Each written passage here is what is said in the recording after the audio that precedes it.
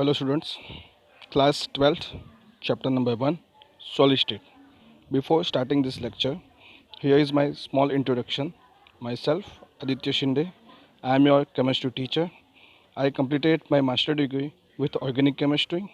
I love to play chess. Hello students, solid state chapter का complete revision उसका दूसरा part है ये, जिसमें मैं आपके लिए न्यूमेरिकल लेके आया हूँ। डेंसिटी वाला इक्वेशन आपको आना चाहिए। क्वेश्चन है कि copper crystallize into FCC lattice with edge length 3.61 into 10⁻⁻8 centimetre. ठीक है, 3.61 into 10⁻⁻8 centimetre. So that calculate the density. Density जो हमें है, डेंसिटी जो होती है वो हमें फाइंड करनी है। डेंसिटी को हमें क्या करना है, फाइंड करना है। हमारे पास density is in agreement with its measured value 8.92। ठीक है, तो ये हमने करवाया था। क्या है हमारे पास कि डेंसिटी हमें उन्होंने मेज़र की है 8.92 ग्राम अपन सेंटीमीटर क्यूब। 8.92 ग्राम अपन सेंटीमीटर क्यूब की जो वैल्यू है वो उन्होंने फाइंड की थी। हमें डेंसिटी फाइंड करके हमारा आंसर इसके इसके क्या आना चाहिए, नज़दीक आना चाहिए। ठीक है, इसके नियर में आना चाहिए हमारा आंसर। ठीक है, हम देखते हैं। ओके, पहली बात तो ये एफसीसी है। ठीक है, एफसीसी में जेड की वैल्यू 4 आती है, ये आपको पता है। एफसीसी में जेड की वैल्यू 4 आती है, ये पता है।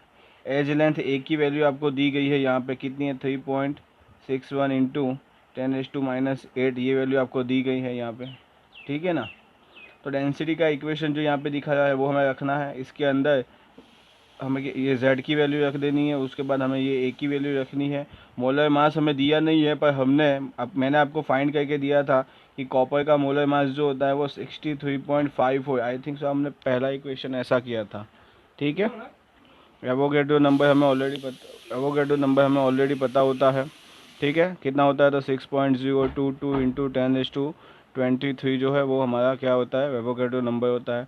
वैल्यू हमने इसमें पुट कर दी और हमारा आंसर हमें यहाँ पे मिल गया है कि 8.97 ग्राम अपन मोल जो है ये हमारा क्या होता है, तो ये क्या होता है, हमारा आंसर आएगा। ठीक है, चलो बच्चों, सेकंड क्वेश्चन है एनालिसिस सो दैट द निकल ऑक्साइड हैज़ अ फॉर्मूला निकल 0.98 ऑक्सीजन 1। व्हाट फ्रैक्शन ऑफ निकल एग्जिस्ट निकल +2 एंड निकल +3 आयन। ठीक है ना। तो हमारे पास इस इक्वेशन के अंदर निकल +2 और निकल +3 का फ्रैक्शन जो है वो हमें क्या करना है, वो हमें फाइंड करना है। ठीक है ना। इसके अंदर निकल कितने होने वाले हैं वो हमें फाइंड करना है। तो पहले तो मैं बता दूं, मैंने कुछ बताया था कि इसके अंदर ये जो आपके पास जो ये निकल 0.98 इंटू ऑक्सीजन 101 है, उसको हम क्या करेंगे, 100 से मल्टीप्लाई करेंगे। किसके साथ, 100 से मल्टीप्लाई करेंगे तो क्या हो जाएगा, निकल 98 और ऑक्सीजन हो जाता है 100। इसका मतलब क्या हो जाता है कि जब ऑक्सीजन जो है वो 100 होते हैं इस इक्वेशन में, तब जो निकल जो होते हैं वो कितने होते हैं, तो 98 होते हैं। तब ऑक्सीजन जो होते हैं वो 98 होते हैं। बाद में हमने मान लिया था कि ऑक्सीजन जो है वो निकल जो है, बाद में हमने क्या मान लिया था, निकल जो है अगर 98 है, इस निकल के अंदर दो हो सकते हैं, एक तो निकल +2 और ये दूसरा हो सकता है निकल +3 हो सकते हैं। इसको मैंने x मान लिया, निकल +2 को मैंने x मान लिया, तो ये निकल +3 जो होता है वो कितना होता है, तो 98 - 3 हो जाता है। 98 - 3 हो जाता है। ठीक है, सॉरी 3 नहीं, यहाँ पे x हो जाता है। क्या हो जाता है, तो x 98 - x हो जाता है।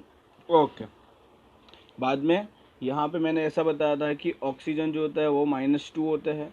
अगर 100 ऑक्सीजन हो गए तो यहाँ पे -20 क्या आएगा, नेगेटिव चार्ज आएगा। तो अभी हमारे पास निकल के पास जो निकल जो होता है, निकल +2 होता है।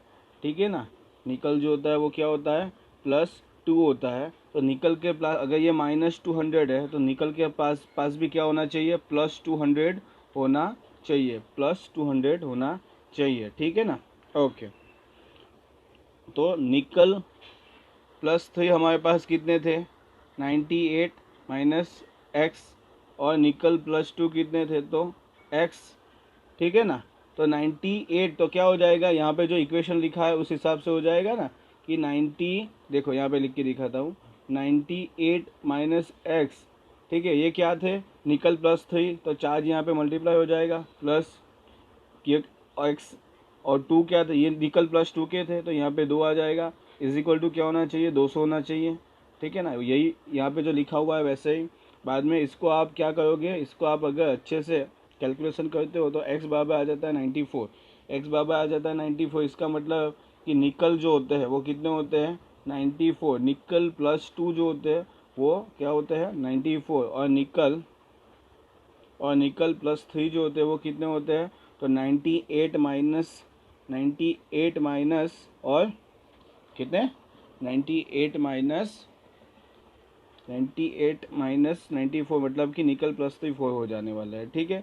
बाद में मैंने यहाँ उन्होंने पूछा है कि फ्रैक्शन क्या होता है, तो फ्रैक्शन ढूंढने के लिए आपको ये इक्वेशन पता होना चाहिए कि जितने नंबर ऑफ निकल +2 है, निकल +2 98 है, कितने में से 90, निकल 9, टोटल नंबर ऑफ निकल 98 है, उसमें से निकल +2 का अगर हमें फ्रैक्शन निकालना है तो 94 हो जाता है, 24 पर 98 आ जाएगा, इंटू 100 हम करेंगे, ये जो भी वैल्यू आती है वो हो जाता है, निकल +2 का फ्रैक्शन हो जाता है, निकल +2 का फ्रैक्शन हो जाता है। निकल +2 मिल जाने के बाद हम 100 में से अगर ये 96 को निकाल दे तो आपको 4 तो मिलता है, पर अगर इस तरीके से आपको फाइंड नहीं करना और आप निकल +3 को एक और तरीके से भी फाइंड कर सकते हो, कैसे, तो 4 अपन क्या करोगे, टोटल नंबर ऑफ निकल 98 है इंटू 100, आप इसका भी कैलकुलेशन करोगे तो आपको आंसर यही मिलने वाला है, इसके आसपास ही कुछ ना कुछ मिलेगा, ठीक है ना, इसके आसपास ही आपको आंसर कुछ ना कुछ मिलेगा।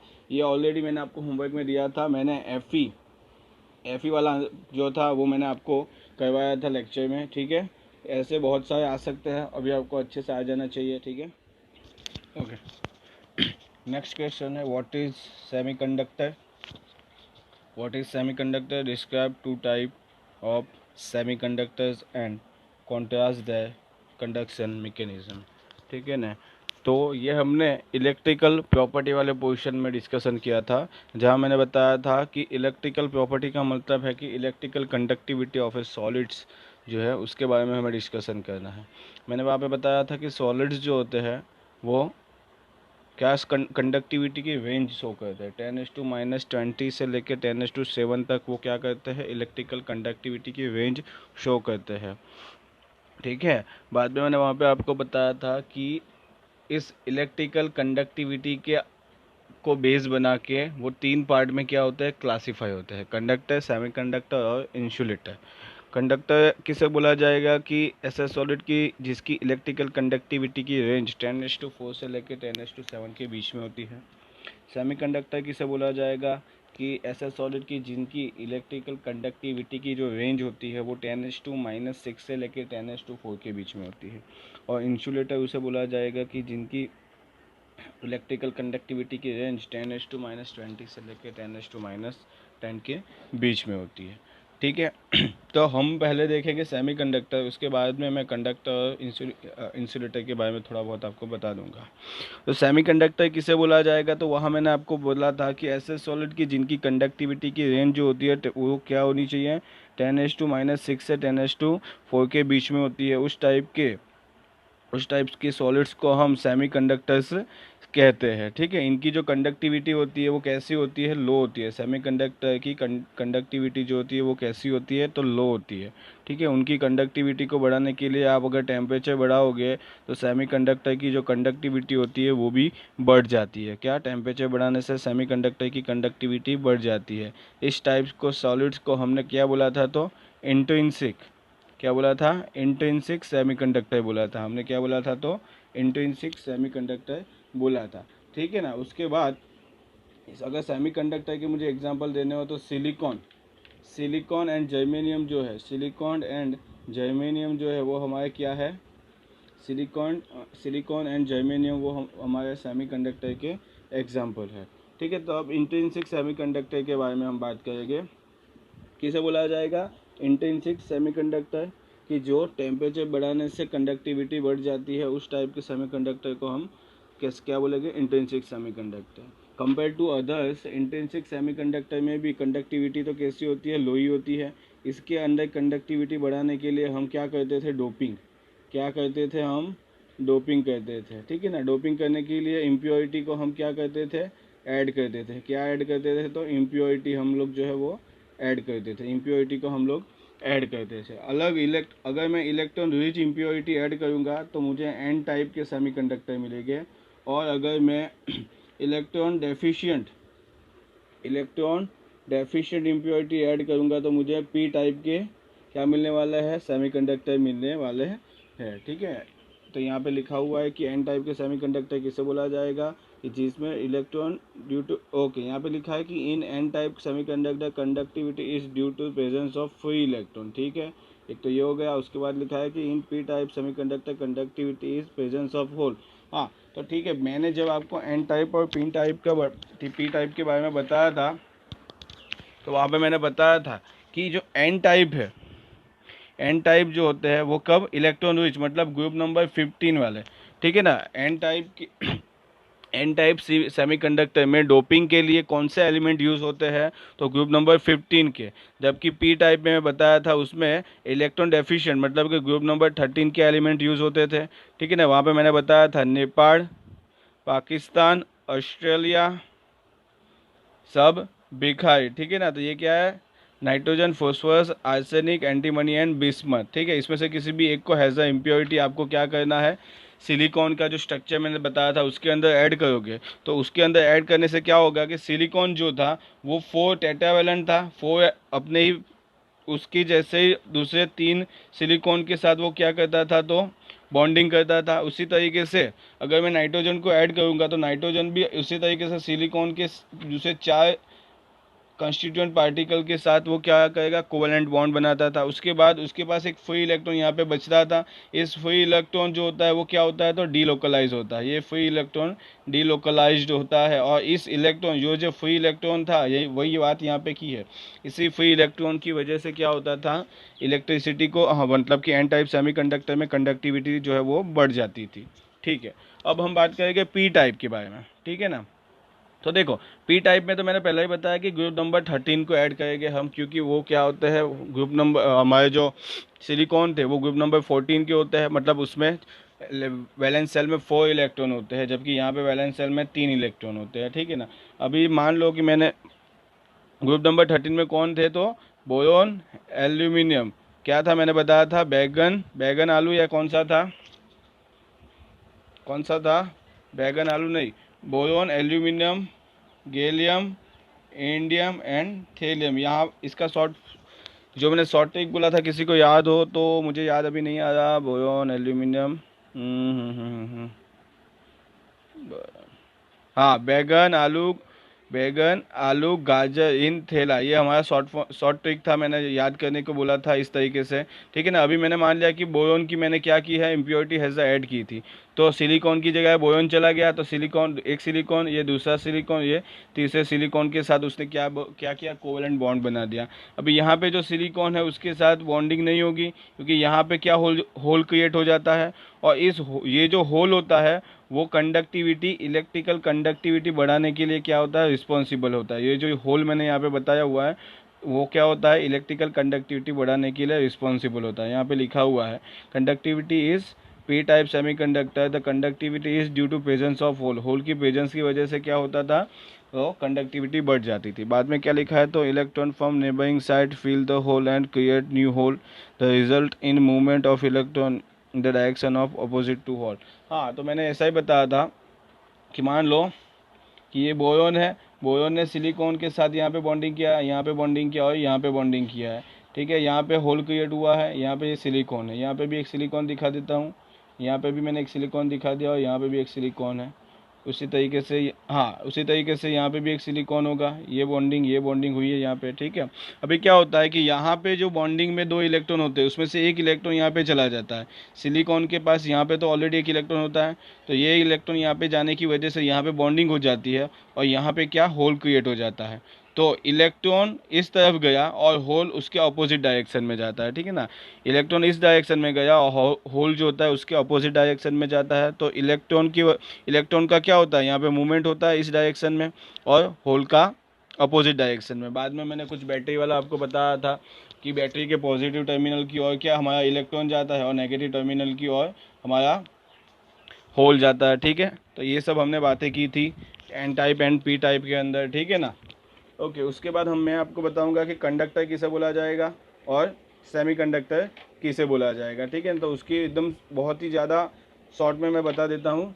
कंडक्टर किसे बोला जाएगा कि जिसकी एक तो वो इलेक्ट्रिसिटी का कैसा होना चाहिए, गुड कंडक्टर होना चाहिए, वो कंडक्टिविटी कैसी होनी चाहिए, उसकी अच्छी होनी चाहिए। 10⁻⁻ माइनस नहीं 10⁻4 से लेके 10⁻7 के बीच में जो आता है वो क्या होता है, कंडक्टर होता है। और 10⁻20 से लेके 10⁻10 के बीच में जिसकी भी इलेक्ट्रिकल कंडक्टिविटी आती है वो इंसुलेटर्स होते हैं, ठीक है ना। वो क्या होते हैं, इंसुलेटर्स होते हैं, ठीक है। जिस किसी भी की 10⁻7 कंडक्टिविटी होती है वो कैसे होते हैं, गुड कंडक्टर होते हैं। वो कैसे होते हैं, तो गुड कंडक्टर होते हैं। वो कैसे होते हैं, गुड कंडक्टर होते हैं, ठीक है। ये सब बात हमने की थी। इसी टॉपिक के अंदर हमने एक और बैंड थियरी भी हमने देखी थी। बैंड थियरी में हमने क्या देखा था कि हमारे पास एक होता है कंडक्शन बैंड, एक होता है कंडक्शन बैंड और दूसरा होता है वैलेंस बैंड, और एक दूसरा होता है वैलेंस बैंड। इस वैलेंस बैंड में इलेक्ट्रॉन क्या होते हैं, ऑक्यूपाई किए होते हैं। इन दोनों के बीच में ये जो एनर्जी गैप होता है, इन दोनों के बीच में ये जो एनर्जी गैप होता है वो डिसाइड करता है कि जो हमारा सॉलिड है वो इंसुलेटर होगा, सेमीकंडक्टर होगा या कंडक्टर होगा, ठीक है ना। 3 केस मैंने आपको बताए थे। अगर कंडक्टर बैंड, ये क्या है, तो हमारा कंडक्टेंस बैंड, ये हमारा वैलेंस बैंड, उनके बीच में ये जो गैप है अगर वो इंटरमीडिएट होता है, क्या होता है, एनर्जी का जो, हाँ, ये जो गैप होता है उसको क्या बोलते हैं, एनर्जी गैप बोलते हैं, एनर्जी गैप बोलते हैं, ठीक है ना। अगर ये गैप इंटरमीडिएट होता है, इंटरमीडिएट का मतलब है कि लेस देन, क्या होता है कि लेस देन 300 किलो जूल पे मोल होता है, ठीक है ना। 300 किलो जूल पे मोल होता है एनर्जी का गैप जो होता है वो। तो ये क्या है, इंटरमीडिएट है और इनकी एनर्जी का गैप क्या है, 300 किलो जूल पे मोल होता है। तो क्या होता है कि इसके अंदर वैलेंस बैंड में जो इलेक्ट्रॉन होते हैं वो क्या, रूम टेम्परेचर पे इजीली कंडक्टेंस बैंड में वो क्या नहीं कर सकते, ये बीच वाला जो गैप है वो क्या नहीं कर सकते, क्रॉस नहीं कर सकते, क्या नहीं कर सकते, क्रॉस नहीं कर सकते।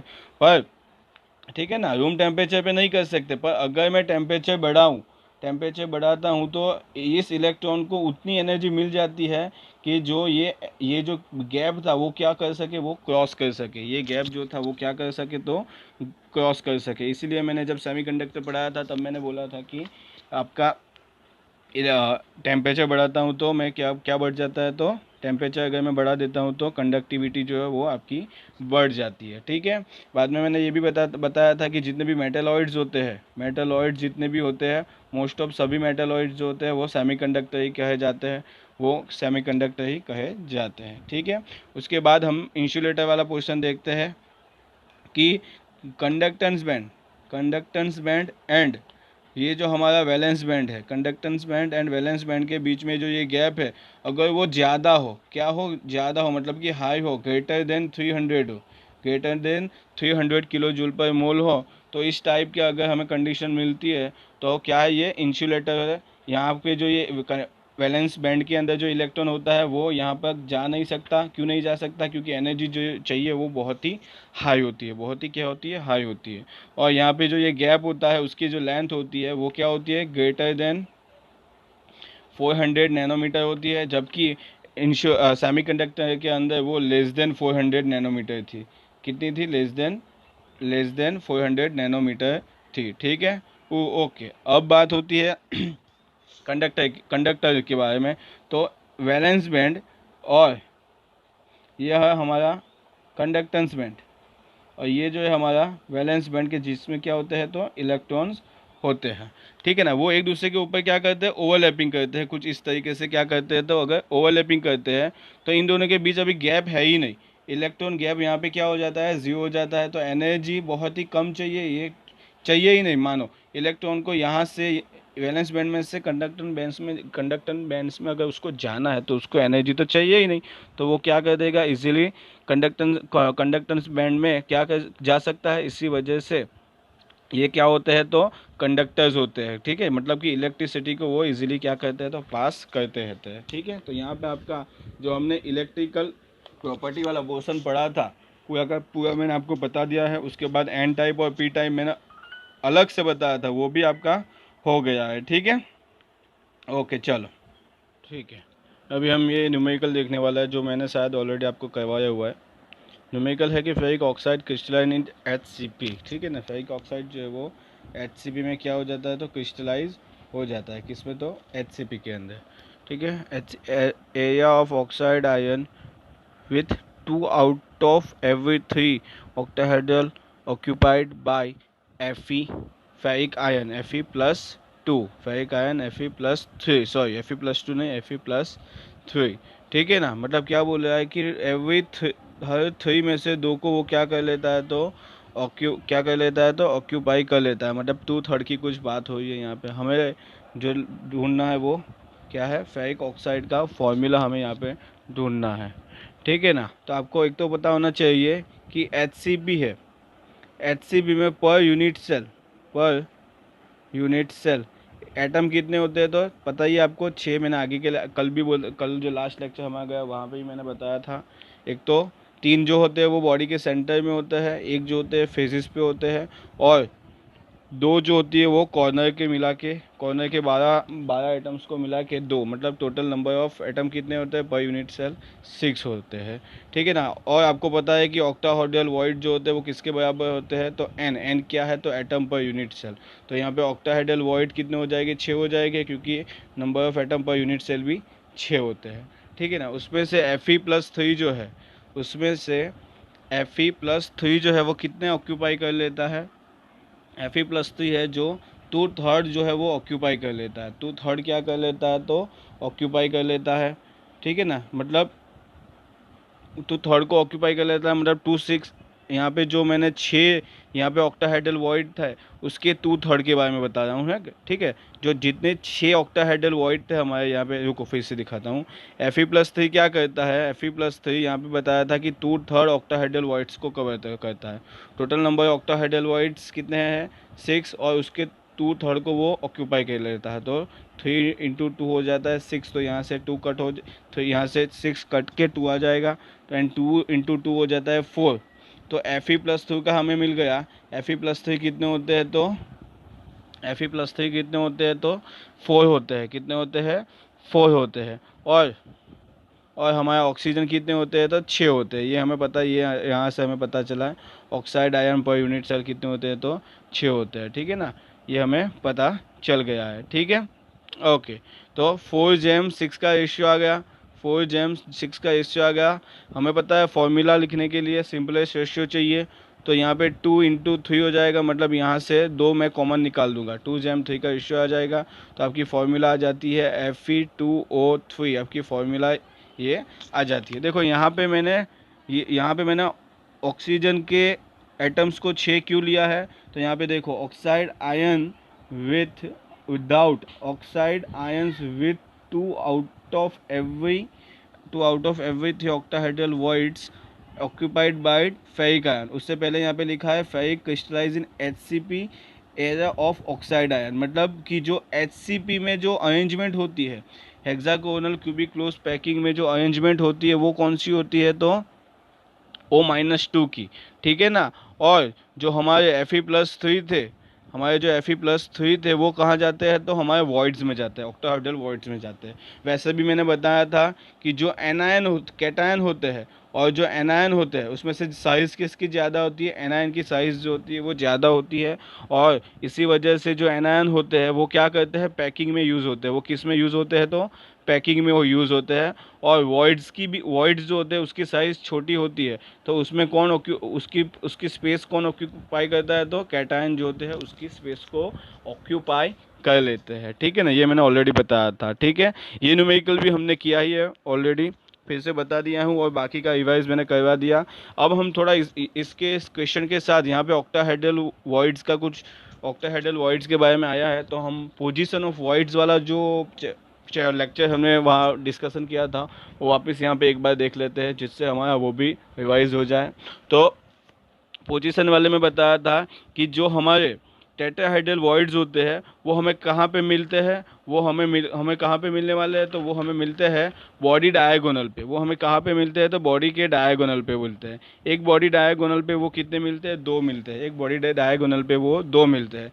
जबकि ऑक्टाहेड्रल वॉइड्स जो होते हैं वो बॉडी के सेंटर में मिलते हैं और उसके साथ एजिस के सेंटर में मिलते हैं, एजिस के सेंटर में मिलते हैं। बॉडी के सेंटर में ऑक्टाहेड्रल वॉइड्स जो होते हैं वो सिर्फ एक ही मिलते हैं, जबकि एजिस जो हमारी एजिस है वो हमें वहाँ पे कितने मिलते हैं, 3 मिलते हैं। कितने मिलते हैं, 3 मिलते हैं। तो एक यूनिट सेल के अंदर, ठीक है ना। तो हमें पोजीशन यहाँ पे पता चल गई है। एक तो बॉडी के सेंटर में, और एक बॉडी के सेंटर में वो एक होता है और एजिस पे 3 होते हैं, ठीक है। ओके चलो, यहाँ पे आपका वो पोजीशन ऑफ वॉइड वाला लेक्चर जो था वो भी अच्छे से रिवाइज हो गया है। इस क्वेश्चन के अंदर हम देखने वाले हैं जो हमारा केस 1 है और केस 2 है, इसमें से कौन एन टाइप की एन और कौन पी टाइप की सेमीकंडक्टर बनाता है, ठीक है ना। तो यहाँ पे इसके लिए हमें सिर्फ इतना ही पता होना चाहिए, जो पी टाइप के होते हैं वो ग्रुप नंबर 13 के एलिमेंट होते हैं। ग्रुप नंबर 13 के एलिमेंट जो है वो पी टाइप के सेमीकंडक्टर बनाते हैं, और ग्रुप नंबर 15 के जो एलिमेंट होते हैं वो एन टाइप सेमीकंडक्टर्स बनाते हैं। यहाँ पे इंडियम और बेरियम जो है वो दोनों ही ग्रुप नंबर 13 के हैं।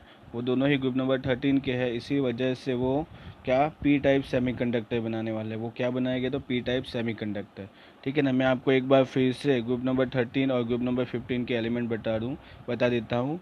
तो बैगन, आलू, गाजर, इन थैला, बैगन, गाजर, आलू, इन थैला, और यहाँ पे नेपाल, पाकिस्तान, ऑस्ट्रेलिया सब भिखारी, ठीक है। तो ये यहाँ पे देख लो बोरोन और ये इंडियम, बोरोन और ये जो है वो क्या, इंडियम, ठीक है ना। तो वो दोनों ग्रुप नंबर 13 के एलिमेंट हैं, तो वो पी टाइप के सेमीकंडक्टर बनाने वाला है, ठीक है। ओके, नेक्स्ट क्वेश्चन के अंदर हमें दिया है कि जो गोल्ड है वो एफसीसी के में है, ठीक है ना। एफसीसी यूनिट सेल में है। एफसीसी यूनिट सेल में है तो हमारे पास जेड की वैल्यू कितनी हो जाने वाली है, यहाँ पे जेड की वैल्यू 4 होती है एफसीसी में, ठीक है। पर इस न्यूमेरिकल के अंदर हमारे पास जेड के बारे में कुछ बात करने की बात है ही नहीं। यहाँ पे आर गोल्ड एटॉमिक रेडियस हमें दिया है कितना है, तो 0.144, ठीक है, 0.144 नैनोमीटर दिया है, ठीक है। नैनोमीटर में हमें दिया है। हमें बोला है कि लेंथ ऑफ साइड मतलब कि एज लेंथ ए हमें ढूंढनी है। एफसीसी में radius is equal to √2a/4 होता है, √2a/4 होता है। यहाँ पे हमारे पास आई की वैल्यू है तो ए की वैल्यू इजीली मिल जाएगी। तो ए के लिए इक्वेशन बनेगा 4r, सॉरी ए के लिए इक्वेशन बनेगा 4r इज इक्वल टू √2। तो ए इज इक्वल टू आ जाएगा 2√2a, A is equal to आ जाएगा 2√2r, ठीक है ना। यहाँ पे जो इक्वेशन है वही आ जाएगा, ठीक है ना। r तो ऑलरेडी हमारे पास है ही, ठीक है। तो 2√2 की वैल्यू मैंने बताई थी कितनी होती है, 1.41। उसी तरीके से √3 की वैल्यू भी मैंने बताई थी 1.73 जो है वो उसकी वैल्यू होती है। ये दो आपको याद कर लेनी है। उसके बाद इक्वेशन में आई की वैल्यू आपको रखनी है तो आपका आंसर मिल जाएगा। 0.407 नैनोमीटर जो है वो आपका आंसर है, ठीक है। ओके, ये जो क्वेश्चन है उसका डिस्कशन हम ऑलरेडी कर चुके हैं।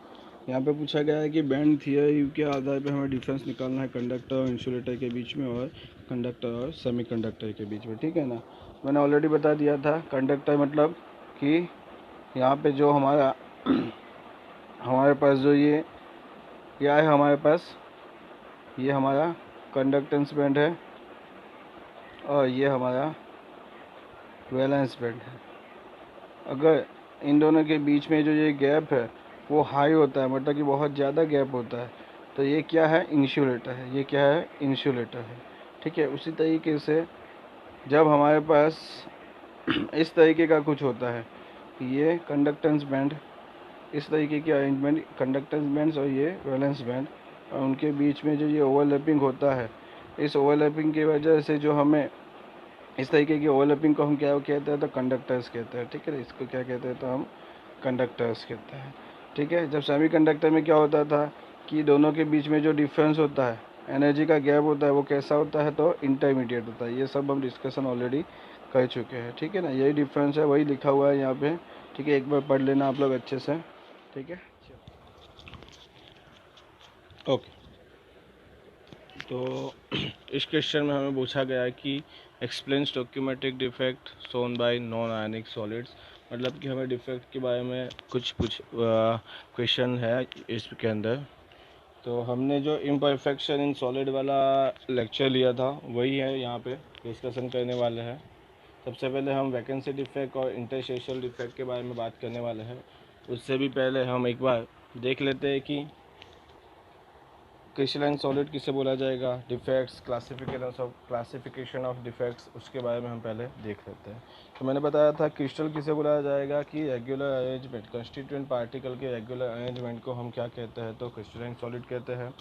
किसी भी क्रिस्टलाइन सॉलिड के अंदर डिफेक्ट कब क्रिएट होती है, तो जब उसका क्रिस्टलाइजेशन जो है तो वो कैसे होता है, फास्ट होता है। क्रिस्टलाइजेशन अगर उसका फास्ट होता है तो क्या होता है, हमें डिफेक्ट दिखने को मिलती है। क्रिस्टलाइजेशन अगर फास्ट होगा तो हमें क्या देखने को मिलती है, तो डिफेक्ट देखने को मिलती है। ठीक है ना, हमें तब डिफेक्ट देखने को मिलने वाली है। ठीक है, क्लासिफिकेशन हुआ था उसके दो पार्ट्स के अंदर, पॉइंट, एक तो पॉइंट डिफेक्ट और दूसरा था लाइन डिफेक्ट। पॉइंट डिफेक्ट का भी, पॉइंट जो डिफेक्ट था उसका फर्दर क्लासिफिकेशन हुआ था तीन पार्ट के अंदर, एक स्टोक्योमेट्रिक डिफेक्ट, दूसरा था इम्प्योरिटी डिफेक्ट और तीसरा था नॉन स्टोक्योमेट्रिक डिफेक्ट। ठीक है ना, स्टोक्योमेट्रिक डिफेक्ट का क्लासिफिकेशन हुआ था 4 पार्ट के अंदर, 4 पार्ट के अंदर उसका क्लासिफिकेशन हुआ था।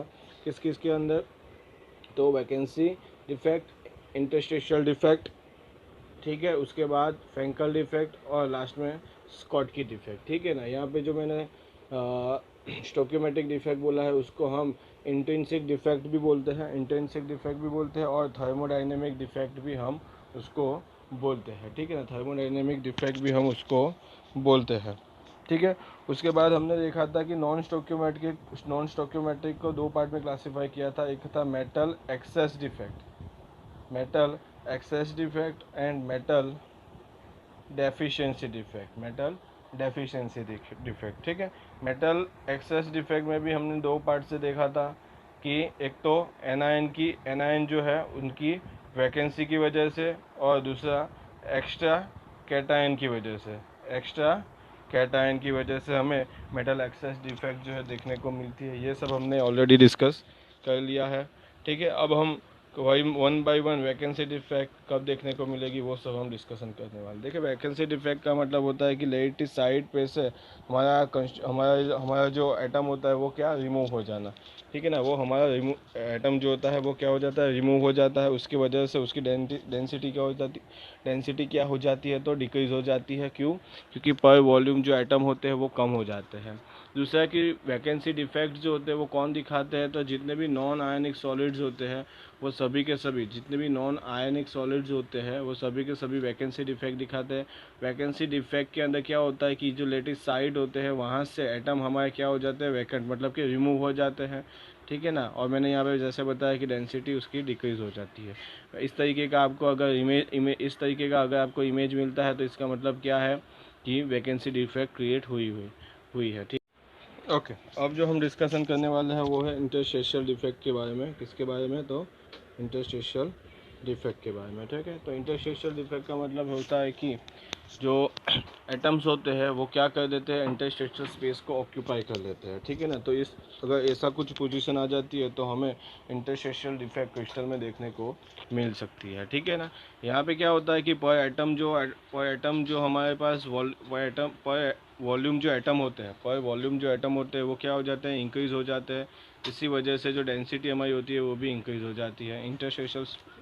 इंटरस्टेशियल डिफेक्ट में जो डेंसिटी होती है वो क्या हो जाती है, तो इंक्रीज़ हो जाती है। ऐसे कौन से सॉलिड्स हैं जो इंटरस्टेशियल डिफेक्ट दिखाते हैं, तो पता ही है हमें, नॉन स्टोक्योमेट्रिक जितने भी होते हैं, सॉरी नॉन आयनिक जितने भी होते हैं वो सभी के सभी सॉलिड्स जो है वो क्या दिखाते हैं, तो इंटरस्टेशियल डिफेक्ट दिखाते हैं। इंटरस्टेशियल डिफेक्ट की डेफिनेशन मैं बताऊं तो when some of the constituent metal occupied interstitial space then crystal shows crystalline defect. ठीक है ना, ये इसकी क्या है तो डेफिनेशन है। ठीक है, तो यहाँ पे आपका इंटरस्टेशियल डिफेक्ट मतलब कि इंटरस्टेशियल साइड जो होती है वो क्या हो जाती है, एटम की तरह, एटम क्या कर लेता है, वो ऑक्यूपाई कर लेता है। ठीक है, चलो ठीक है। तो अब हम जो डिस्कशन करने वाले हैं वो स्कॉटकी डिफेक्ट और फ्रैंकल डिफेक्ट, उसके बारे में हम कुछ डिस्कशन करने वाला है। जो इसके अंदर जो मेन पॉइंट जो होता है वो क्या होता है कि इसके अंदर इलेक्ट्रिकल न्यूट्रलिटी जो होती है, मतलब कि number of positive charge and number of negative charge होते हैं वो क्या होते हैं, इक्वल होते हैं। ठीक है ना, मतलब कि इलेक्ट्रिकल न्यूट्रलिटी जो होती है वो ऑलवेज मेंटेन होती है। ठीक है, दूसरी एक बात जो मेन चीज़ इसमें दोनों में है कि फ्रैंकल डिफेक्ट के अंदर जो कैटायन की साइज़ होती है वो एनायन की जो साइज़ होती है वो कैटायन से बहुत ही ज़्यादा होती है।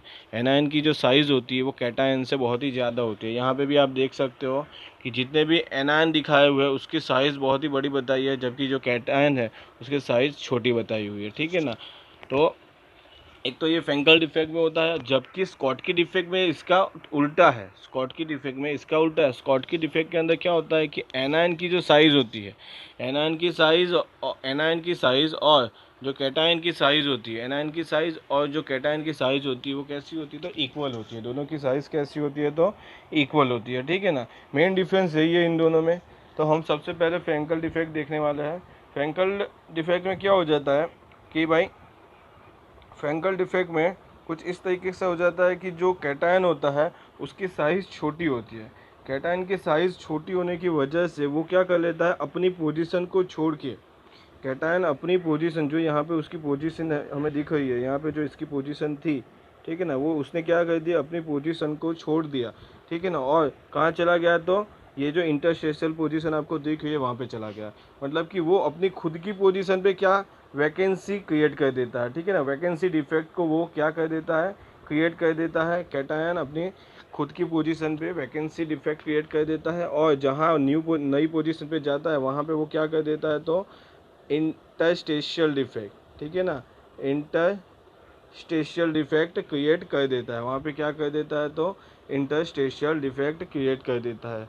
ठीक है, दूसरी एक चीज़ कि यहाँ पे क्या होता है, number of positive charge and number of negative charge जो दोनों में सेम होते हैं, इसी वजह से यहाँ पे इलेक्ट्रिकल जो न्यूट्रलिटी होती है वो मेंटेन होती है।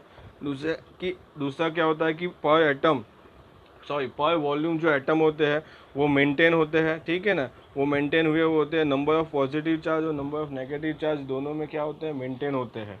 ठीक है ना, कोई भी एटम क्या, ये जो हमारा क्रिस्टल होता है उसमें से रिमूव नहीं होता, इस वजह से उसकी डेंसिटी जो होती है डिफेक्ट के बाद भी क्या होती है तो मेंटेन होती है। डिफेक्ट के बाद भी उसकी डेंसिटी क्या होती है, मेंटेन होती है। मतलब कि जो पहले थी वैसे ही उसकी क्या होती है, डेंसिटी होती है। सबसे मेन चीज़ कि जो फ्रैंकल डिफेक्ट है वो कौन से सॉलिड दिखाते हैं, तो जितने भी आयोनिक सॉलिड्स होते हैं वो क्या करते हैं तो फ्रैंकल डिफेक्ट हमें दिखाते हैं। तो फ्रैंकल डिफेक्ट के बारे में थोड़ा बहुत मैंने बता दिया, देख लेते हैं यहाँ पे भी क्या लिखा हुआ है। तो ionic compound with low coordination number having large difference in size of cation and anion so Frankel defect। ठीक है ना, तो मैंने बताया कि एक तो आयनिक कंपाउंड होना चाहिए, और जो ये लो कोऑर्डिनेशन नंबर वाली बात की थी वो मैंने जब फ्रैंकल डिफेक्ट आपको डिटेल में समझाई थी वहाँ पे मैंने की थी कि उनका कोऑर्डिनेशन नंबर जो होता है वो क्या होता है, लो होता है।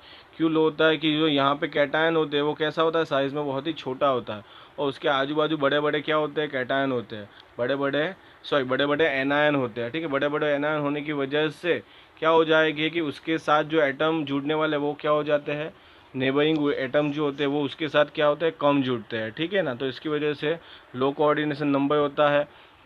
दूसरा कि लार्ज डिफरेंस होता है किसके अंदर, साइज ऑफ कैटायन और एनायन की वजह, एनायन में एनायन की साइज़ बहुत ही ज़्यादा होती है कैटायन की साइज़ के अंदर। ठीक है ना, बाद में क्या बोला है कि in Frenkel defect small ion generally the cation dislocate from its normal side to an interstitial side. ठीक है ना, क्या होता है कि जो कैटायन होता है जो स्मॉलर होता है, साइज़ उसकी स्मॉल होती है, वो अपनी जगह से डिसलोकेट होके अपनी जो नॉर्मल साइड होती है, मतलब कि नॉर्मल पोजीशन होती है, वहाँ से क्या हो जाता है, डिसलोकेट हो जाता है और इंटरस्टेशियल साइड में चला जाता है। ठीक है ना, इंटरस्टेशियल साइड में वो क्या करता है तो चला जाता है। ठीक है, चलो उसके बाद क्या है कि Frenkel defect is also called dislocation defect. ठीक है, ये भी मैंने बताया था कि फ्रैंकल डिफेक्ट को हम डिसलोकेशन डिफेक्ट भी कहते हैं, क्योंकि वहाँ पे क्या होता है कि कैटायन का डिसलोकेशन होता है, बिकॉज ठीक है ना। उसके बाद उन्होंने बोला कि डिसलोकेशन क्यों बोला गया, तो मैंने जैसे बताया कि कैटायन का क्या होता है, डिसलोकेशन होता है।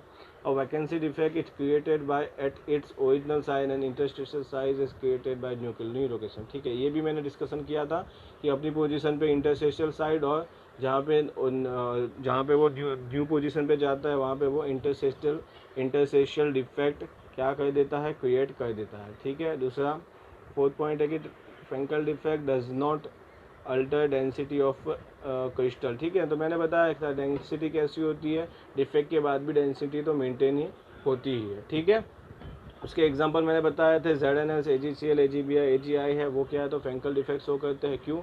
क्योंकि Zn+2 Ag+2 की जो साइज़ होती है वो बहुत ही ज़्यादा क्या होती है, तो Zn+2 और Ag+ की साइज़ जो होती है वो बहुत ही ज़्यादा स्मॉल होती है। ठीक है ना। ओके, इसमें से एक एग्जांपल ऐसा है, AgBi जो है वो क्या कहता है, फ्रैंकल डिफेक्ट भी दिखाएगा, फ्रैंकल डिफेक्ट भी वो दिखाएगा और स्कोटकी डिफेक्ट भी दिखाता है। ये बहुत ही ज़्यादा इंपॉर्टेंट हो जाता है बच्चों।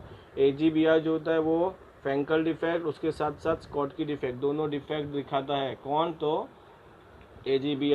ठीक है, चलो तो अब हम आगे बढ़ते हैं। अब हम देखते हैं स्कॉटकी डिफेक्ट। तो स्कॉटकी डिफेक्ट में मैंने पहले ही बोला है, इलेक्ट्रिकल न्यूट्रलिटी मेंटेन होती है।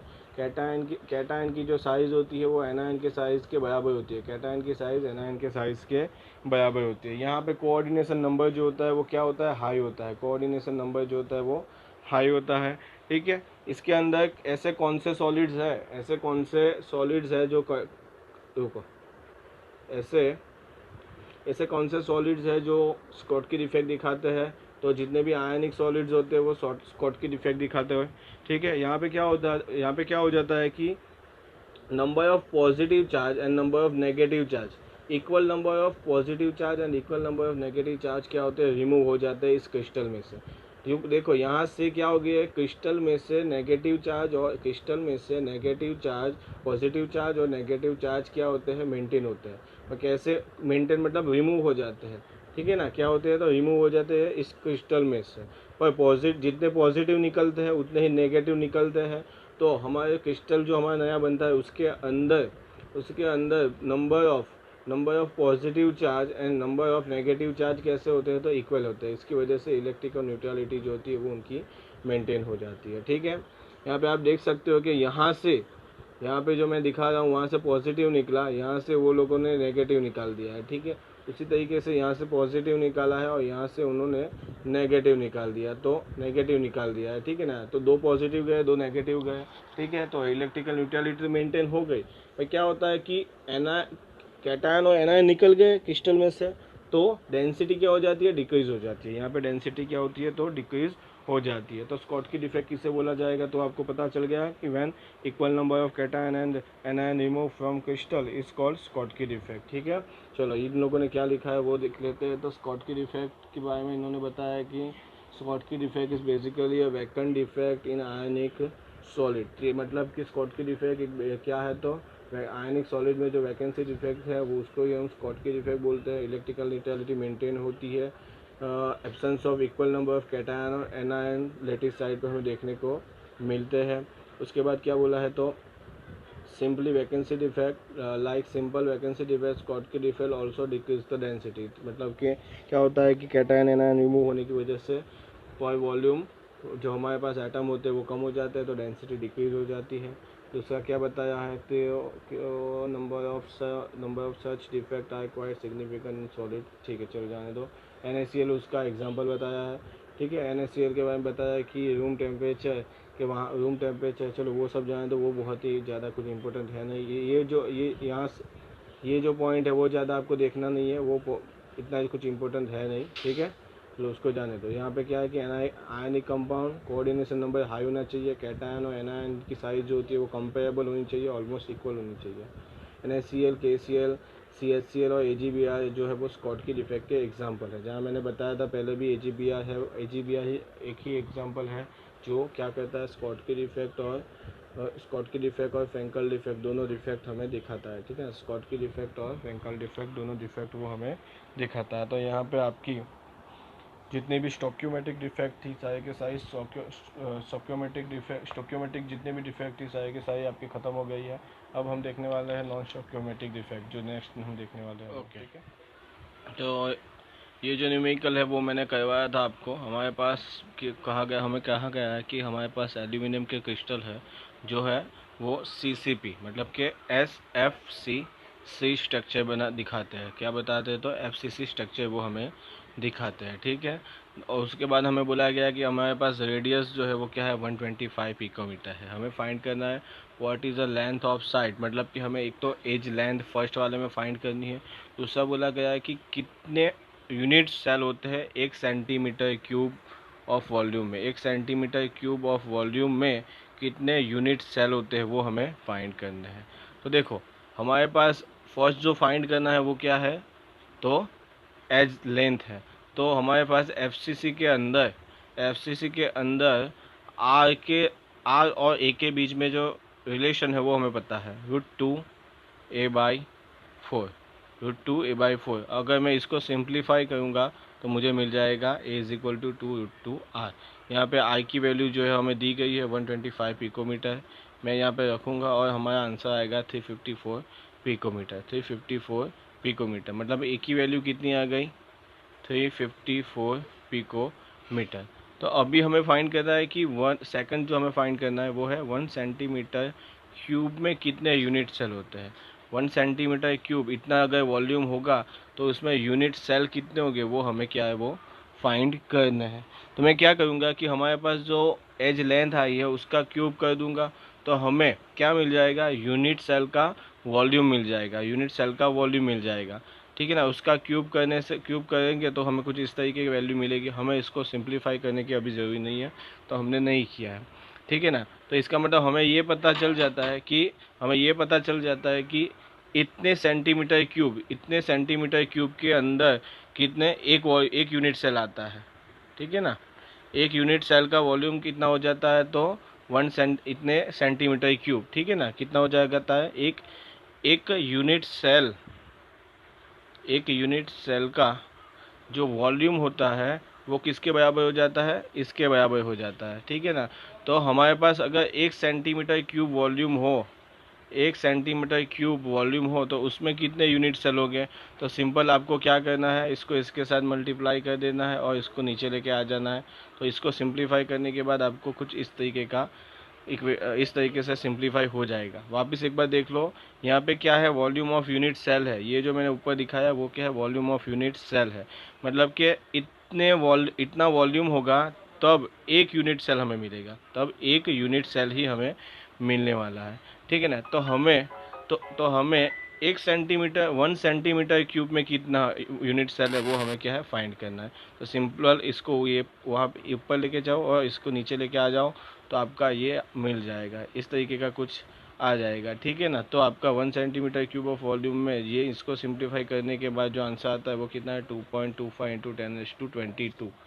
2.25 इंटू 10⁻22 जो है वो आपका आंसर आ जाता है। ठीक है, ये मैंने ऑलरेडी करवाया हुआ था, वापस एक बार देख लो, कुछ है नहीं वैसे तो। Okay, next है if NaCl is doped with 10⁻³ mole percentage of SiCl2, what is the concentration of cation, what is the concentration of cation vacancy, मतलब कि नंबर ऑफ कैटायन वैकेंसी कितनी है वो हमें पता लगाना है। ठीक है ना, तो पहले तो ये समझ लो, हम ऐसा अज्यूम कर लेते हैं पहले कि NaCl के मोल जो क्रिस्टल में है वो कितने 100 है। बाद में हमने क्या बोला है कि हम NaCl के क्रिस्टल में डोपिंग करते हैं, मतलब इम्प्योरिटी ऐड करते हैं। कितनी ऐड की है, तो 10⁻³ यहाँ पे जैसे मैंने दिखाया हुआ है 10⁻³ जो है मैंने SiCl2 ऐड किया है। ठीक है ना, तो इसका आंसर देने के लिए आपको कौन सा कंसेप्ट लगाना है, तो आपको इम्प्योरिटी डिफेक्ट जो है वो कंसेप्ट लगाना है। इम्प्योरिटी डिफेक्ट में मैंने बताया था कि अगर आप एक Na+ के 2 मोल रिमूव करते हो तो उसके सामने Si+2 का एक Si+2 क्या होता है, 1 Si+2 ऐड हो जाता है as a impurity. 2 Na+ remove करने के बाद 1 Si+2 क्या हो जाता है, तो ऐड हो जाता है। ये मैंने आपको वहाँ पे बताया था।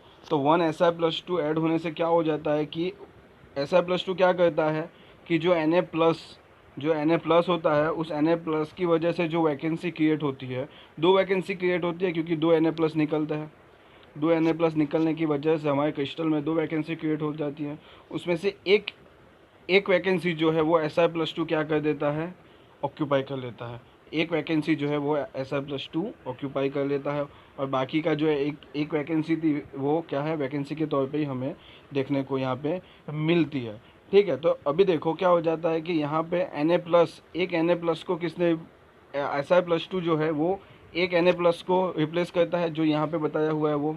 उसके बाद नंबर ऑफ कैटायन वैकेंसी कितनी क्रिएट होती है, तो अगर आप एक Si+2 ऐड करोगे तो वो एक 1 क्या रहेगा, वैकेंसी डिफेक्ट देखने को मिलेगी। एक Si+2 आपने ऐड किया तो हमें 1 वैकेंसी डिफेक्ट देखने को मिलेगी। तो यहाँ पे वही दिखा रहा है कि number of cation vacancy from by Si+2 is 1, मतलब कि एक Si+2 आप ऐड करोगे तो एक वैकेंसी डिफेक्ट आपको देखने को मिलती है। मतलब कि क्या हो जाता है कि number of vacancy defect is equal to number of added impurity हो जाता है। ठीक है ना, यहाँ पे हमने 10⁻³ SiCl2 ऐड किए थे, मतलब कि हमारे जो नंबर ऑफ वैकेंसी क्रिएट हो जाएगी वो कितनी हो जाएगी, तो 10⁻3। ठीक है ना, नंबर ऑफ वैकेंसी कितनी क्रिएट हो जाएगी, तो 10⁻3 जितनी क्रिएट हो जाएगी। हमने बोला था कि हमारे पास जो क्रिस्टल है उसमें NaCl के कितने मोल हमने अज्यूम किए हैं, 100। ठीक है ना, 100 हमने अज्यूम किए थे। ठीक है ना, तो अगर मुझे पर मोल 100 मोल हमने क्या किया था, अज्यूम कर लिया था। तो अभी मुझे पर मोल अगर वैकेंसी चाहिए तो कितनी हो जाएगी, तो 10⁻3/10। 10⁻3/10 जो है वो हमें क्या मिल जाती है, पर मोल वैकेंसी मिल जाती है। उसको सिंप्लीफाई करने के बाद आपको पर मोल NaCl पे वैकेंसी कितनी मिलती है, तो 10⁻5 मिल जाती है। 10⁻5 मिल जाती है। तो अभी हमें क्या करना है, तो नंबर ऑफ वैकेंसी पर मोल ऑफ NaCl चाहिए। नंबर ऑफ वैकेंसी, हमें तो अभी तो वैकेंसी मिली है, सिर्फ है वैकेंसी कितनी हो जाती है, तो इतनी हो जाती है। पर हमें नंबर ऑफ वैकेंसी चाहिए, तो उसको एवोगैड्रो नंबर से आप क्या कर दो, मल्टीप्लाई कर दो। उसको एवोगैड्रो नंबर से आप मल्टीप्लाई करोगे तो आपका आंसर आ जाएगा 6.022 इंटू 10⁻18। ठीक है, अगर आपको अच्छे से ये समझना है तो एक बार पहले इम्प्योरिटी डिफेक्ट को अच्छे से पढ़ दो। जो मैंने नोट्स, एक पेज का कुछ नोट्स मैंने लिखवाया था, वहाँ पर मैंने बहुत ही सिंपल तरीके से आपको समझाया था, वो एक बार ठीक से आप एक बार देख लेना। उसके बाद ये न्यूमेरिकल करना तो वो आपको अच्छे से आ जाएगा। ठीक है, तो अब हम हमारे लास्ट टॉपिक पे आ चुके हैं, मैग्नेटिक प्रॉपर्टी वाला। मैग्नेटिक प्रॉपर्टी के बेस पे हमने सब्सटेंस को 5 पार्ट में क्लासीफाई किया था। डायमैग्नेटिक सब्सटेंस, और उनकी प्रॉपर्टी को हम बोलते हैं डायमैग्नेटिज्म। पैरामैग्नेटिक सब्सटेंस, उसके बाद हमने बोला था ferromagnetic substance, anti ferromagnetic substance और पेरीमैग्नेटिक सब्सटेंस। ठीक है, वहाँ पे मैंने आपको बताया था कि हम सबसे पहले ऐसा कौन सा सब्सटेंस है जो डायमैग्नेटिक प्रॉपर्टी शो करता है, तो जिसके पास क्या हो, सभी के सभी इलेक्ट्रॉन कैसे हो, पैड होते हैं। सभी के सभी इलेक्ट्रॉन पैड होने की वजह से वो क्या करते हैं, कैंसिल करते हैं अपनी अपनी मैग्नेटिक मोमेंट को, वो क्या कर देते हैं, कैंसिल आउट कर देते हैं। अपनी अपनी मैग्नेटिक मोमेंट को क्या कर देते हैं, वो कैंसिल आउट कर देते हैं। जब आप इस सब्सटेंस को मैग्नेटिक फील्ड में रखते हो तो आप वो क्या करता है, तो वीकली रिपेल्ड करता है। वीकली क्या करता है, तो रिपेल्ड करता है। ठीक है, उसके बाद क्या हो जाता है कि उस सब्सटेंस को मैग्नेटिक फील्ड में रखने के बाद अगर आप मैग्नेटिक फील्ड अप्लाई करते हो तो ये जो मैग्नेटिक फील्ड होती है वो क्या हो जाती है, वीकली इस तरीके से क्या हो जाती है, तो रिपेल्ड हो जाती है। तो इसके अंदर, ठीक है ना, ये अगर मैग्नेटिक फील्ड अगर इस डायरेक्शन में है तो इस सब्सटेंस के अंदर ये जो सब्सटेंस आपको दिख रहा है उसके अंदर जो मैग्नेटिक फील्ड होगी वो उसके अपोजिट डायरेक्शन में चली जाती है। ठीक है ना, ओके। उसके बाद मैंने आपको एग्जांपल दिखाए थे, H2 NaCl C6 H6, वो सब क्या थे, डायमैग्नेटिक सब्सटेंस के एग्जाम्पल थे। डायमैग्नेटिक सब्सटेंस की जो प्रॉपर्टी होती है उसको हमने क्या बोला था, डायमैग्नेटिज्म बोला हुआ है। ठीक है, अब हम जो डिस्कशन करने वाले हैं वो क्या है, तो पैरामैग्नेटिक सब्सटेंस और पैरामैग्नेटिज्म। तो ऐसे कौन से सब्सटेंस है जो पैरामैग्नेटिज्म प्रॉपर्टी शो करते हैं, तो जिनके पास अनपेड इलेक्ट्रॉन होते हैं वो पैरामैग्नेटिज्म प्रॉपर्टी जो है वो शो करते हैं। ठीक है। दूसरी चीज़ कि वो वीकली अटैक होते हैं मैग्नेटिक फील्ड में। मैग्नेटिक फील्ड में वो क्या होते हैं, तो वीकली अटैक हुए होते हैं। अगर मैं इसको पैरामैग्नेटिक सब्सटेंस मान लेता हूँ और मैग्नेटिक फील्ड इसके ऊपर अप्लाई करता हूँ, तो क्या हो जाएगा, तो ये वीकली कुछ इस तरीके से मैग्नेटिक फील्ड को क्या कर देगी, अपनी ओर खींच लेगी। ठीक है ना, अपनी ओर अट्रैक्ट कर लेगी। ठीक है, ओके, वीकली अटैक हो गए। उसके बाद क्या हो जाता है कि ये जो सब्सटेंस है हमारा, मैग्नेटिक फील्ड यहाँ पे इस डायरेक्शन में है, पर सब्सटेंस के अंदर अगर मैग्नेटिक फील्ड में आपने इस सब्सटेंस को रखा हुआ है, ठीक है, तो मैग्नेटिक फील्ड आपने अप्लाई की। मैग्नेटिक फील्ड अप्लाई करने से क्या हो गया कि ये जो है वो मैग्नेटाइज हो जाता है। मैग्नेटाइज हो जाने के वजह से वो अभी मैग्नेट के जैसे क्या करने लगता है, तो बिहेव करने लगता है। ये हमने बात की थी। पर इस सब्सटेंस के अंदर मैग्नेटिक फील्ड जो होती है वो कहाँ पे होती है, इसके ही जिस डायरेक्शन में बाहर मैग्नेटिक फील्ड है उसी डायरेक्शन में मैग्नेटिक फील्ड हो जाती है। इस डायरेक्शन में मैग्नेटिक फील्ड हमने बाहर इस डायरेक्शन में अप्लाई की थी। तो इस सब्सटेंस के अंदर, ये जो सब्सटेंस है हमारा, उसके अंदर मैग्नेटिक फील्ड कहाँ होगी, तो जिस डायरेक्शन में मैग्नेटिक फील्ड बाहर थी उसी डायरेक्शन में सब्सटेंस के अंदर भी हमारी मैग्नेटिक फील्ड हो जाती है। ठीक है। अभी क्या होता है कि जैसे ही मैं मैग्नेटिक फील्ड अप्लाई करूँगा, तो ये जो सब्सटेंस है वो अपनी क्या कर ये जो मैग्नेट के जैसे बिहेव करता था, वो अपनी प्रॉपर्टी को क्या कर देगा, वो रिमूव कर देगा। ठीक है ना, जैसे ही हम अगर मैग्नेटिक फील्ड को रिमूव कर देते हैं, तो ये जो सब्सटेंस होता है वो मैग्नेट के जैसे बिहेव नहीं करता। वो क्या कर देता है, तो लॉस कर देता है उसकी मैग्नेटिज्म प्रॉपर्टी को, उसकी मैग्नेट के जैसे बिहेव करने की प्रॉपर्टी को वो क्या कर देता है, लॉस कर देता है, मतलब रिमूव कर देता है। उसके एग्जांपल मैंने बताए थे ऑक्सीजन, कॉपर +2, Fe+2, Cr+3 क्या है, तो उसके एग्जांपल्स है। ठीक है। ठीक है, चलो ये अब हम देखने वाला है फेरोमैग्नेटिज्म के बारे में। तो ऐसे कौन से सब्सटेंस होते हैं जो फेरोमैग्नेटिज्म प्रॉपर्टी शो करते हैं, तो मैंने बताया था ऐसे सब्सटेंस के जिनके पास क्या हो, परमानेंट मैग्नेटिक प्रॉपर्टी हो। क्या हो, तो परमानेंट मैग्नेटिक प्रॉपर्टी, और जिनके पास क्या हो, अनपेयर्ड इलेक्ट्रॉन हो, जिसके पास अनपेयर्ड इलेक्ट्रॉन हो। ठीक है ना। तो देखो अभी क्या होता है कि एक बार देख लो, वो तो आपको पता चल गया कि कैसे ऐसा कौन सा सब्सटेंस है जो मैग्नेटिक प्रॉपर्टी शो करेगा, जिनके पास अनपेयर्ड इलेक्ट्रॉन हो और जिसके पास परमानेंटली मैग्नेटाइज होते हैं। अब हम देखेंगे कि अगर ऐसे सब्सटेंस को मैं मैग्नेटिक फील्ड में रखता हूँ तो क्या होता है। मान लो कि अभी तो हमें नहीं पता, ये यहाँ पे दिखाता हूँ। मान लो कि अभी तो हमें नहीं पता कि ये सब्सटेंस जो है वो क्या है, फेरोमैग्नेटिक सब्सटेंस है। ठीक है।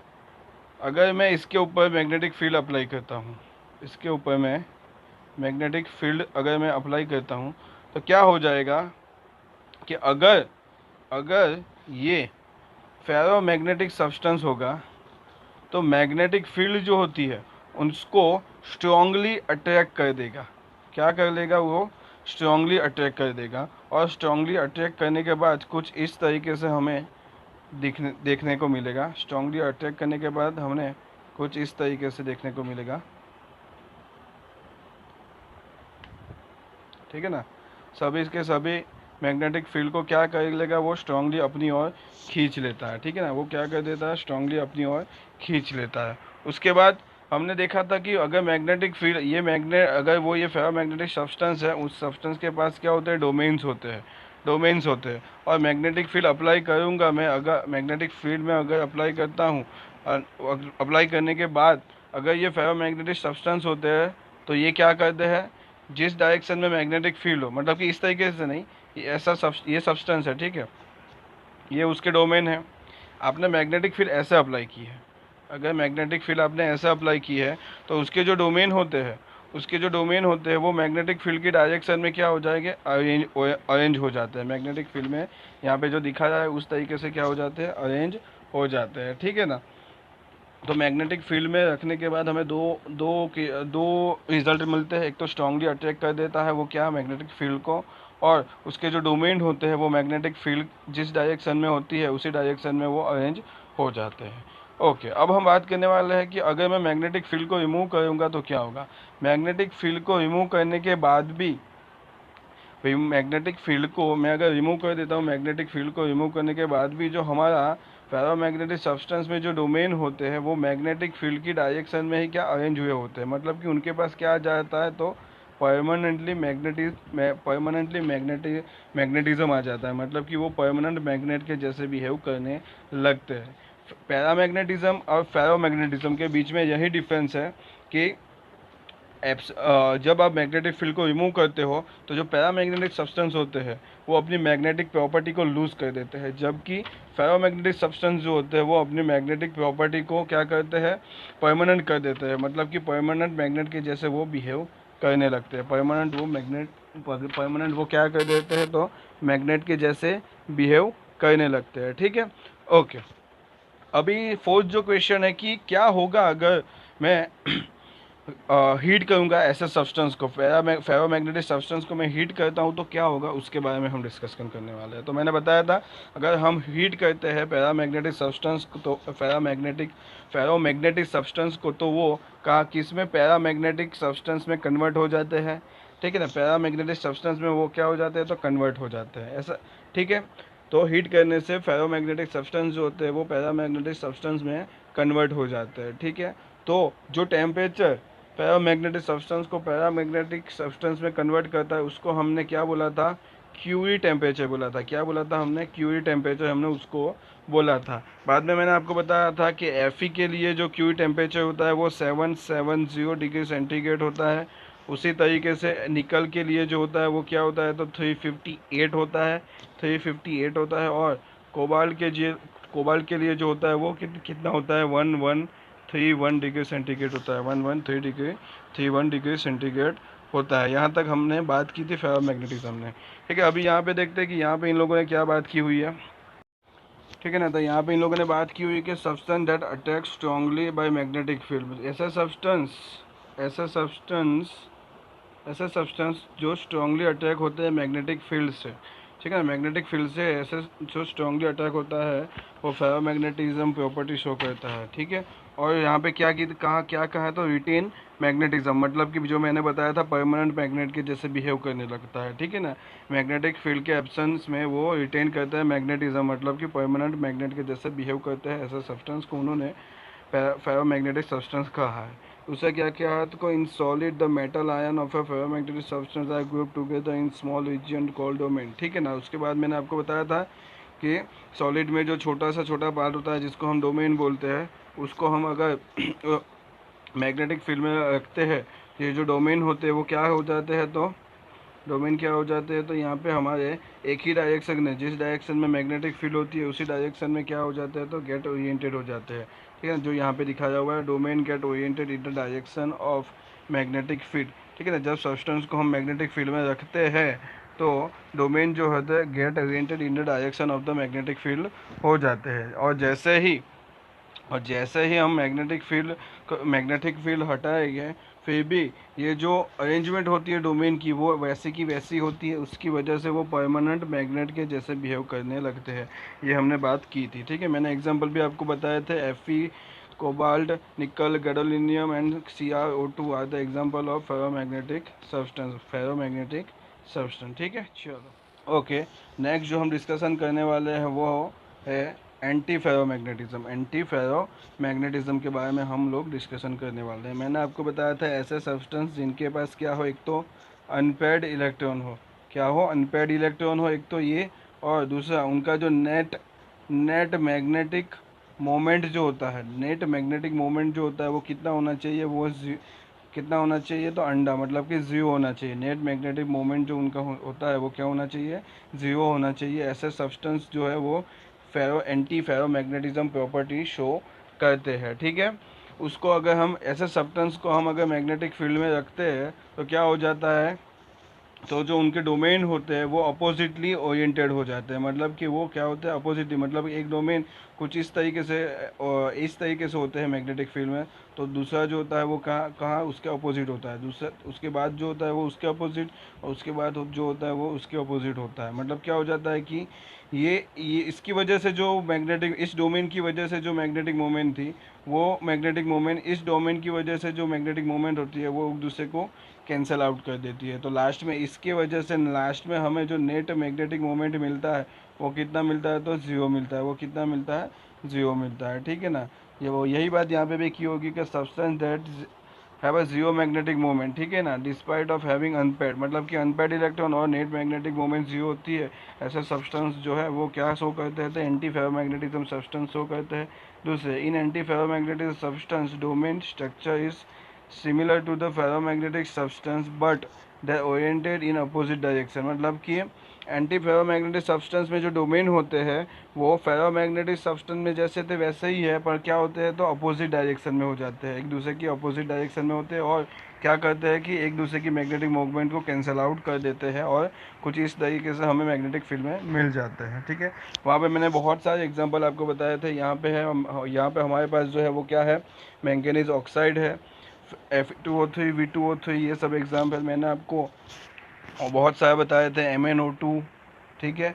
उसके बाद मैंने आपको बताया था फेरिक ऑक्साइड, निकल ऑक्साइड भी मैंने बताया था, कोबाल्ट ऑक्साइड भी मैंने आपको बताया था, ठीक है ना। ये बहुत सारे एग्जांपल जो थे मैंने आपको बताए हुए थे, ठीक है। ओके, तो ये जो है वो लास्ट है, इसके बाद शायद एक क्वेश्चन होगा हमारा फेरी मैग्नेटिज्म। तो मैंने बताया था कि ऐसे सब्सटेंस जो वीकली अटैक होते हैं मैग्नेटिक फील्ड से has compare to ferromagnetic substance, ठीक है ना, जो यहाँ पे लिखा हुआ है कि weakly attracted by magnetic field has compare to ferromagnetic substance, मतलब फेरोमैग्नेटिक सब्सटेंस में आपको पता है सॉरी क्या होता है, स्ट्रांगली अटैक होते हैं, जबकि पैरामैग्नेटिक फील्ड में वीकली अटैक होते हैं। तो इन दोनों के बीच में जो अट्रैक्शन होता है, उन दोनों के बीच में जो अट्रैक्शन होता है, अगर उतना अट्रैक्शन हो तो ऐसे सब्सटेंस को हम फेरोमैग्नेटिक सब्सटेंस कहते हैं। दूसरी चीज़ कि अगर ऐसे सब्सटेंस को मैं मैग्नेटिक फील्ड में अगर रखता हूँ तो उनके जो डोमेन होते हैं उसका अलाइनमेंट कैसे हो जाता है, तो एक तो पैरेलल और एंटी पैरेलल हो जाता है, पर अनइक्वल नंबर में, मतलब कि कुछ हो गए वो एक दूसरे के पैरेलल हो जाएंगे और कुछ हो गए वो क्या हो जाएंगे, वो एंटी पैरेलल हो जाते हैं, कुछ इस तरीके से जो यहाँ पे आपको दिखाया हुआ है, कुछ इस तरीके से, ठीक है ना। तो मैग्नेटिक फील्ड में रखने से कुछ इस तरीके से होगा। अगर ऐसे सब्सटेंस को आप हीट करोगे तो हाई टेम्परेचर पे ये क्या कर देते हैं, तो अपने आप को पैरामैग्नेटिक सब्सटेंस में कन्वर्ट कर देते हैं, फेरी मैग्नेटिक सब्सटेंस अपने आप को पैरामैग्नेटिक सब्सटेंस में क्या कर देते हैं, कन्वर्ट कर देते हैं और लूज़ कर देते हैं अपनी फेरी मैग्नेटिक प्रॉपर्टी को क्या कर देते हैं, तो लूज़ कर देते हैं। यहाँ पे मैंने आपको Fe3O4 जिसको मैंने आपको बताया था वो क्या है, तो मैग्नेटाइट है, वो क्या है, तो मैग्नेटाइट होता है, वो मैंने आपको बताया था। उसके बाद मैंने बताया था फेराइट के बारे में बताया था कि ये जो है वो क्या है, फेराइट है, ये भी क्या है, तो फेराइट होते हैं। ये सब तीनों क्या है, तो हमारे फेरी मैग्नेटिक सब्सटेंस के एग्जाम्पल है, ठीक है। Okay, like and share my videos with your friends, give comments, also subscribe my YouTube channel Aditya Shinde. Thank you for watching.